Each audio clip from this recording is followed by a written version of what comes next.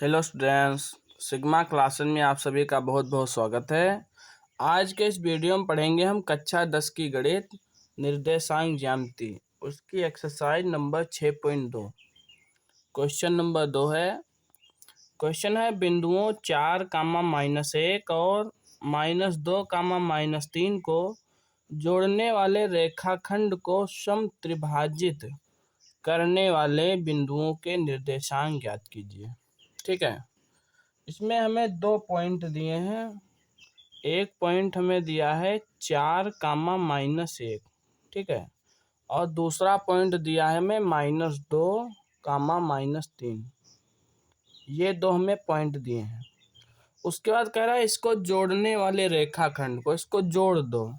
मान लो इस पॉइंट का नाम ए है और इस पॉइंट का नाम बी है, ठीक है, और इसको हम जोड़ देंगे। ए बी को मिला दिया हमने। अब कह रहा है इस रेखाखंड को जोड़ दीजिए और समत्रिभाजित कर दीजिए। समत्रिभाजित मतलब इसको 3 बराबर भागों में काट दीजिए। तो मान लो यहाँ काटा और यहाँ काटा, इस हिसाब से काटना है कि इसके 3 बराबर बराबर खंड हो जाएं। तो ये एक खंड हो गया, ये 2 और ये 3 खंड हो गए। तो हमें इस पॉइंट के निर्देशांक निकालने हैं और इस पॉइंट के निकालने हैं। तो इसको हमने मान लिया P और इसको मान लिया Q, ठीक है। P के निर्देशांक और Q के निर्देशांक हम कैसे निकालेंगे? पहले मेन चीज़ है इसमें अनुपात निकालना। तो P के लिए क्या अनुपात होगा? देखिए P से पहले इधर कितने हमने कितने खाँचे हैं, इधर कितने भाग हैं? एक भाग है। और P के बाद में कितने भाग हैं? P के बाद में एक भाग ये हो गया और एक भाग इधर। P के पहले एक भाग है और P के बाद में 2 भाग है ना।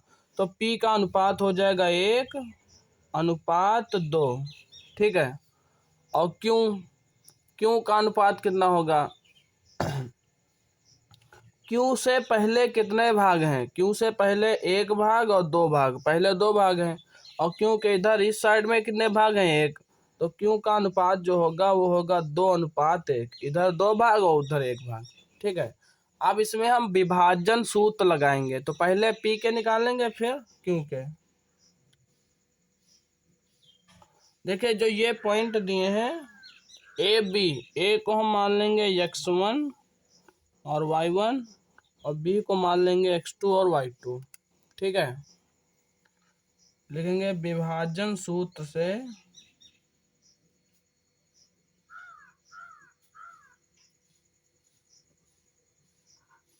ए बी को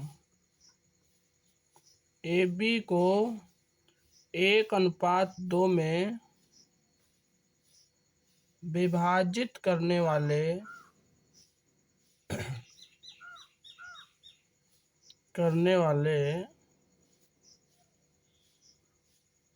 बिंदु P के निर्देशांक।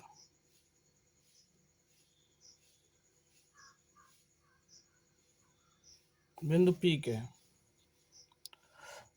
विभाजन सूत्र होता है x, y बराबर m1x2 प्लस m2x1 बटे m1 प्लस m2 कामा m1y2 प्लस m2y1 बटे m1 प्लस m2, ठीक है। अब m1 और इसका मान रखेंगे। देखिए m1 का मान कितना है? अनुपात 1:2 है। तो ये m1 हो गया 1 और m2 हो गया 2, ठीक है। ये क्या हो गया? m1 और ये क्या हो गया? m2। तो m1 की जगह 1 गुणे x2 का मान यहाँ ढूंढिए। x2 का मान कितना है? -2 है, ठीक है। तो x2 की जगह -2 प्लस m2 कितना है? 2 है, गुणे x1 कितना है? 4 है, और बट्टे m1 प्लस m2, m1 है 1 और m2 है 2, तो 1 + 2 कामा m1 फिर से 1 रखिए गुणे y2 कितना है? -3 है, प्लस m2 कितना है? 2 है, और गुणे y1 कितना है? -1 है, बट्टे m1 प्लस m2 1 + 2, ठीक है। अब इसको सॉल्व कर लेंगे। अब 1 दूना -2 हो जाएगा, प्लस दो चौको 8 बटे 2 1 3 कॉमा 1 3 माइनस का 3 और प्लस माइनस यहाँ माइनस हो जाएगा, 2 1 कम 2 हो जाएगा और 1 3 1 2 3 हो जाएगा। ठीक है, अब देखिए 8 में से 2 घटा दीजिए, 6 बचा। 8 में से 2 घटाए 6 और 6 को 3 से भाग देना है कामा -3 -2 हो गया, माइनस का 5 बटे 3, तो ये 3 दूना 6 हो गया। तो ये पॉइंट्स आ गए 2 कामा -5 बटा 3 बिंदु पी के। ये किसके निर्देशांक आए हैं? बिंदु पी के आगे। ठीक है, अब हम बिंदु क्यू के निकालेंगे, तो यहाँ लिखेंगे बिंदु क्यू के निर्देशांक ए बी को,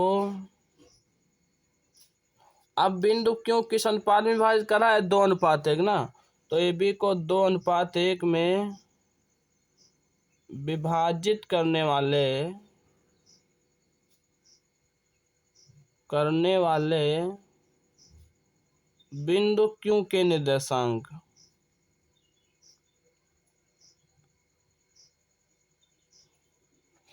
अब देखिए जब बिंदु क्यू लेंगे तो बस अनुपात बदलेगा, m1 2 हो जाएगा, m2 1 हो जाएगा, बाकी x1 y1 x2 y2 वही रहेंगे। ठीक है, तो बिंदु क्यू के निर्देशांक x, y वो भी लिख लेते हैं, उसमें कोई दिक्कत नहीं है।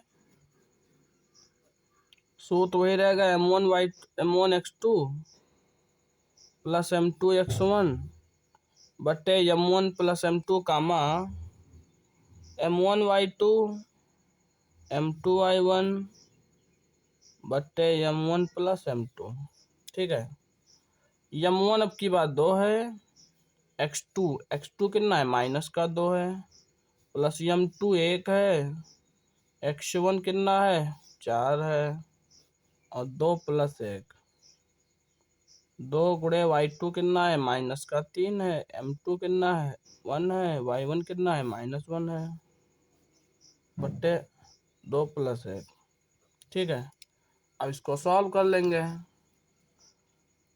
2 दूनी 4 हो जाएगा माइनस का, प्लस 1 चौके 4 बटे 2 1 3, 2 तिया माइनस का 6 और प्लस माइनस माइनस 1 1 कम 1 और 2 1 3 हो गया। ठीक है, अब 4 में से 4 चला जाएगा, 0 बचेगा, तो 0/3 यहाँ हो जाएगा, माइनस का 6 माइनस का 1 हो जाएगा -7/3। तो 0/3 को क्या लिखेंगे? 0 लिखेंगे कामा -7/3। तो ये बिंदु क्यू के निर्देशांक आ गए और ये जो काहे के आए थे हमारे बिंदु पी के निर्देशांक।